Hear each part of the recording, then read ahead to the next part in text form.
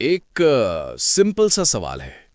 क्या वॉर सिर्फ कंट्रीज के बीच होता है, या फिर कुछ लोग ऐसे भी होते हैं जो वॉर से पैसा कमाते हैं?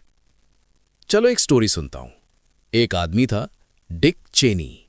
ये कोई नॉर्मल बंदा नहीं था। पहले वो एक बड़ी कंपनी का बॉस था। नाम था हैलीबर्टन। ये कंपनी क्या करती थी? जहां वॉर होता है वहां काम करती थी। आर्मी को हेल्प करती थी। ऑयल का काम, कंस्ट्रक्शन, सब कुछ। सिंपल बोलूं, वॉर हो या ना हो, इनका काम चल ही जाता था। अब ट्विस्ट सुनो। ये आदमी अचानक जॉब छोड़ देता है और सीधा पॉलिटिक्स में चला जाता है। और छोटा मोटा रोल नहीं, सीधा अमेरिका का वाइस प्रेसिडेंट। अब वो सिर्फ बिजनेस वाला बंदा नहीं था, अब वो पावर में था, डिसीजन लेने वाले लोगों में था। फिर एक दिन अमेरिका पर अटैक होता है, 9/11। सब कुछ चेंज हो जाता है। लोग डर जाते हैं, गुस्सा बढ़ता है, और गवर्नमेंट बोलती है अब वॉर होगा। अफगानिस्तान, फिर इराक। वॉर स्टार्ट हो जाता है। अब यहां तक सब नॉर्मल लगता है, लेकिन असली बात यहां से स्टार्ट होती है। जब वॉर चल रहा था, तब एक कंपनी बहुत तेजी से ग्रो कर रही थी। गेस करो कौन सी? हैलीबर्टन। वही कंपनी जहां चेनी पहले बॉस था। उन्हें बड़े बड़े कॉन्ट्रैक्ट्स मिलने लगे, गवर्नमेंट से, बिलियन डॉलर के। फ्यूल, बेस, सप्लाई, सब उनके पास। और पैसा बहुत फास्ट आने लगा। लोगों ने सवाल किया तो जवाब आया, मैंने कुछ गलत नहीं किया। और टेक्निकली वो सही भी था, कुछ इल्लीगल नहीं हुआ था। लेकिन प्रॉब्लम यही है, सिस्टम को इल्लीगल होने की जरूरत नहीं होती, बस सही लोग सही जगह पर होने चाहिए। सोचो, एक आदमी जो पहले वॉर से पैसा कमा रहा था, अब वो वॉर के डिसीजन लेने वाले रूम में है। तो क्या होगा? ये सब थोड़ा अजीब नहीं लगता? या शायद ये नॉर्मल ही है? और अगर ये नॉर्मल है, तो फिर प्रॉब्लम शुरू यहीं से होती है। क्योंकि जब वॉर होता है, कुछ लोग हमेशा जीत जाते हैं और बाकी लोग सिर्फ प्राइस पे करते हैं। और शायद ये सिर्फ एक स्टोरी नहीं है, ये एक पैटर्न है, और ये बार बार रिपीट होता है। और जो हम देख रहे हैं वो सिर्फ ऊपर ऊपर है। असली गेम अभी शुरू होने वाला है। अब यहां से स्टोरी थोड़ी और क्लियर होने लगती है। वॉर स्टार्ट हो चुका था, सोल्जर्स ग्राउंड पर थे। न्यूज चैनल्स बस एक ही बात दिखा रहे थे, सिक्योरिटी, रिवेंज, प्रोटेक्शन। लेकिन बैकग्राउंड में कुछ और चल रहा था। कॉन्ट्रैक्ट्स, बड़े बड़े कॉन्ट्रैक्ट्स, बिलियन डॉलर के। गवर्नमेंट को वॉर चलाना था, और वॉर सस्ता नहीं होता। फ्यूल चाहिए, ट्रांसपोर्ट चाहिए, बेस बनाना होता है, खाना, पानी, सप्लाई, सब कुछ चाहिए। और आर्मी ये सब खुद नहीं करती, वो बाहर की कंपनीज को देती है, प्राइवेट कंपनीज। और यहीं गेम स्टार्ट होता है। जितना बड़ा वॉर, उतना बड़ा कॉन्ट्रैक्ट, और जितना बड़ा कॉन्ट्रैक्ट, उतना बड़ा पैसा। अब रोहित जैसा कोई आदमी ये सब न्यूज में नहीं दिखता, उसे बस ये दिखता है वॉर चल रहा है। लेकिन असली काम पेपर्स पर हो रहा होता है, साइन हो रहे होते हैं, डील्स हो रही होती हैं, और कुछ लोग बहुत फास्ट रिच हो रहे होते हैं। 9/11 के बाद अमेरिका ने वॉर ऑन टेरर स्टार्ट किया, और उसके बाद कॉन्ट्रैक्ट्स का फ्लड आ गया, एक के बाद एक डील्स। और सिर्फ कंपनीज नहीं, कुछ लोग जो गवर्नमेंट में थे, उनके कनेक्शंस भी बहुत स्ट्रांग थे। कुछ लोग पहले कंपनीज में काम करते थे, फिर गवर्नमेंट में आ गए, और कुछ लोग गवर्नमेंट के बाद वापस कंपनीज में चले गए। ये एक सर्कल जैसा था, आज यहां कल वहां, और जहां भी हो बेनिफिट सेम जगह जाता था। इसको सिंपल बोलते हैं अंदर के लोग, जो सिस्टम को समझते हैं, जो जानते हैं कैसे काम होता है, और वो हमेशा सही जगह पर होते हैं। अब सोचो, अगर तुम्हें पहले से पता हो कि वॉर होने वाला है और तुम उस सिस्टम का पार्ट हो, तो तुम क्या करोगे? ये सब ओपनली नहीं होता, कोई टीवी पर नहीं बोलता, लेकिन साइंस हमेशा होते हैं। वॉर के टाइम कुछ कंपनीज का बिजनेस सडनली शूट अप करता है, कुछ लोग सडनली रिच हो जाते हैं, और ये कोइंसिडेंस नहीं लगता है, ये प्लान जैसा लगता है। और धीरे धीरे एक चीज समझ आती है, वॉर सिर्फ बैटलफील्ड पर नहीं होता, वो एक बिजनेस भी है। जहां लोग मरते हैं वहां पैसा भी बनता है। और सबसे डेंजरस बात, ये सब लीगल होता है, कोई रूल ब्रेक नहीं होता। बस सिस्टम ऐसे बना होता है कि कुछ लोग हमेशा जीत जाते हैं और बाकी लोग सिर्फ न्यूज देखते रह जाते हैं। और शायद ये स्टोरी यहीं खत्म नहीं होती, अभी और डीप जाना बाकी है। अब तक तुमने समझ लिया कि वॉर के टाइम पैसा कैसे बनता है, लेकिन अब असली बात सुनो।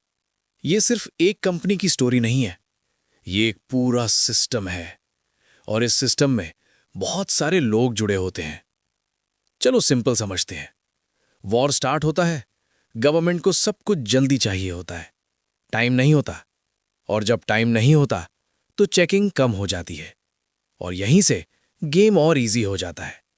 कंपनीज को बड़े कॉन्ट्रैक्ट्स मिलते हैं, कभी कभी बिना कंपटीशन के, सीधा डील, और पैसा सीधा फ्लो होना स्टार्ट हो जाता है। इराक और अफगानिस्तान के टाइम एक अजीब चीज देखी गई। कई जगह सोल्जर्स से ज्यादा कॉन्ट्रैक्टर्स थे। मतलब जो लोग वॉर लड़ नहीं रहे वो ज्यादा थे। वो क्या कर रहे थे? सप्लाई, फूड, फ्यूल, ट्रांसपोर्ट सब कुछ हैंडल कर रहे थे और इस सब में बहुत पैसा था। अब एक रियल एग्जाम्पल सुनो। एक आदमी था, फहीम हाशमी, नॉर्मल बंदा, टीचर था, बस इंग्लिश सिखाता था। फिर वॉर स्टार्ट हुआ, अमेरिका वहां आया और उसे जॉब मिली ट्रांसलेटर की। वो सोल्जर्स के साथ रहने लगा, उन्हें गाइड करता था, उन्हें समझाता था और धीरे धीरे उसने सिस्टम को देखना स्टार्ट किया। कैसे काम होता है, कहाँ से सप्लाई आती है, कहाँ प्रॉब्लम होती है और सबसे इंपॉर्टेंट, कहाँ पैसा बनता है। फिर एक दिन उसने खुद का छोटा सा बिजनेस स्टार्ट किया, सप्लाई का, और धीरे धीरे वो बड़ा होता गया। आज वो एक बड़ा बिजनेसमैन है, कंपनी चलाता है, ट्रक्स, फैक्ट्रीज, इवन एयरलाइन। सोचो, एक टीचर से इतना बड़ा जंप कैसे?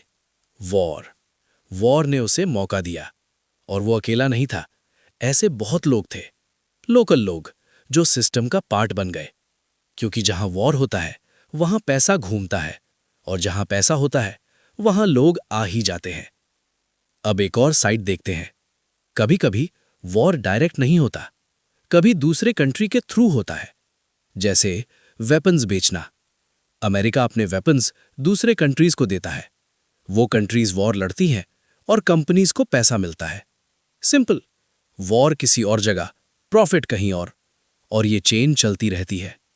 और सबसे डेंजरस बात, ये सब ओपनली होता है, न्यूज में आता है, लेकिन कोई इसको उस एंगल से नहीं देखता। सब बस वॉर देखते हैं, पीछे का पैसा नहीं।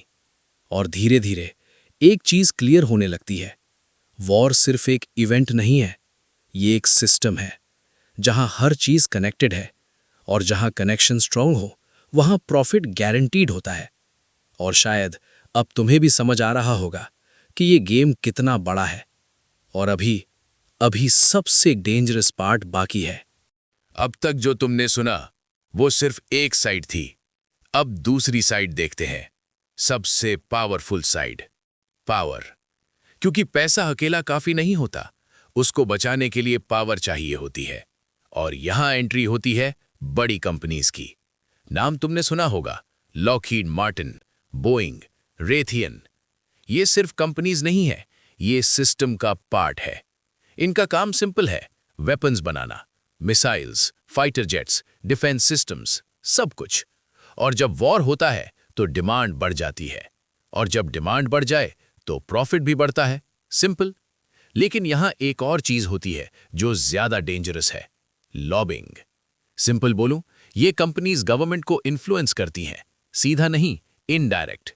वो पॉलिटिशियंस को सपोर्ट करती हैं, कैंपेन में पैसा देती हैं, और फिर जब डिसीजन का टाइम आता है तो उनकी बात सुनी जाती है। और यहां एक इंटरेस्टिंग चीज है, बहुत सारे लोग जो पहले आर्मी में थे या गवर्नमेंट में थे, बाद में इन कंपनीज में काम करते हैं, और जो कंपनीज में थे वो बाद में गवर्नमेंट में आ जाते हैं। सेम लोग, बस पोजीशन चेंज होती है और कनेक्शन हमेशा स्ट्रांग रहता है। अब सोचो, अगर डिसीजन लेने वाले लोग और पैसा कमाने वाले लोग एक ही सर्कल में हो तो क्या होगा? ये एक लूप बन जाता है। कंपनी पैसा बनाती है, फिर उस पैसा का कुछ पार्ट यूज होता है इन्फ्लुएंस के लिए, फिर पॉलिसीज बनती हैं, फिर वॉर होता है, फिर कॉन्ट्रैक्ट्स मिलते हैं, फिर और पैसा बनता है, और ये लूप रुकता ही नहीं, बस चलता रहता है। और धीरे धीरे ये इतना स्ट्रांग हो जाता है कि सिस्टम को तोड़ना मुश्किल हो जाता है। एक टाइम पर अमेरिका के प्रेसिडेंट ने भी वार्निंग दी थी। उन्होंने बोला था, ध्यान रखो, ये मिलिट्री और कंपनीज का कनेक्शन डेंजरस हो सकता है। लेकिन धीरे धीरे वो वार्निंग इग्नोर हो गई, क्योंकि सिस्टम ग्रो करता गया और पैसा बढ़ता गया, और जब पैसा बढ़ता है तो आवाज कम हो जाती है। और आज सिचुएशन ये है कि ये कंपनी सिर्फ प्रोडक्ट्स नहीं बनाती, ये डिसीजंस को इन्फ्लुएंस करती हैं। और जब डिसीजंस इन्फ्लुएंस होने लगे तो वॉर का डायरेक्शन भी चेंज हो सकता है। और यहीं सबसे बड़ा सवाल आता है, क्या वॉर सिर्फ सिक्योरिटी के लिए होता है, या फिर कुछ लोगों के लिए ये एक बिजनेस बन चुका है? और अगर ऐसा है तो कौन डिसाइड कर रहा है कि वॉर कब होगा और कब खत्म होगा? और शायद इसका जवाब इतना सिंपल नहीं है, लेकिन एक बात क्लियर है, ये गेम बहुत बड़ा है, और जो लोग इस गेम में हैं वो हमेशा जीतने की पोजीशन में है, और बाकी लोग सिर्फ देख रहे हैं।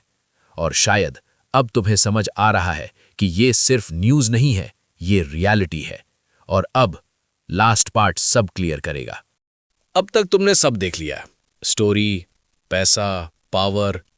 अब एक सिंपल सा सवाल बचता है, इस सब का मतलब क्या है? क्या सच में वॉर सिर्फ सिक्योरिटी के लिए होता है, या फिर कुछ लोगों के लिए ये एक बिजनेस बन चुका है? देखो, मैं ये नहीं बोल रहा कि हर वॉर गलत होता है, कभी कभी वॉर जरूरी भी होता है, लेकिन प्रॉब्लम तब स्टार्ट होती है जब वॉर से पैसा बनने लगता है। और जब पैसा बनने लगता है तो कुछ लोग चाहते हैं कि ये सिस्टम चलता रहे, और यहीं सब डेंजरस हो जाता है, क्योंकि फिर वॉर सिर्फ फाइट नहीं होता, वो एक अपॉर्चुनिटी बन जाता है। और जहां अपॉर्चुनिटी होती है वहां लोग उसे यूज करते हैं। अब एक बार फिर सोचो, अगर किसी को वॉर से प्रॉफिट हो रहा है तो क्या वो चाहेगा कि वॉर जल्दी खत्म हो, या फिर वो चाहेगा कि वो थोड़ा और चले? ये सवाल सिंपल है, लेकिन आंसर अनकंफर्टेबल है, और शायद इसी वजह से ये बात ओपनली डिस्कस नहीं होती। न्यूज़ में तुम्हें सिर्फ एक साइड दिखेगी, पॉलिटिक्स में सिर्फ एक रीजन मिलेगा, लेकिन असली स्टोरी हमेशा थोड़ी हिडन होती है। और अगर तुम ध्यान से देखो तो हर जगह एक ही चीज़ रिपीट होती है, वॉर होता है, पैसा बनता है, पावर बढ़ती है, फिर सिस्टम और स्ट्रांग हो जाता है, और फिर नेक्स्ट वॉर, और ये साइकिल चलता रहता है। और सबसे शॉकिंग बात, ये सब लीगल है, कोई रूल ब्रेक नहीं होता, सब सिस्टम के अंदर होता है, बस लोग समझ नहीं पाते, या शायद समझना नहीं चाहते।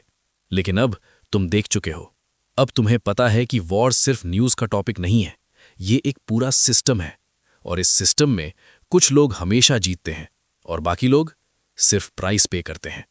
अब चॉइस तुम्हारी है, तुम इसे इग्नोर कर सकते हो या फिर समझ सकते हो, क्योंकि जब तुम समझते हो तब तुम चीज़ों को अलग नज़र से देखते हो। और शायद यही सबसे इम्पॉर्टेंट है, सच जानना, क्योंकि जब तुम पैसा फॉलो करते हो तो कहानी थोड़ी क्लियर हो जाती है, और शायद रियल ट्रूथ भी वही होता है।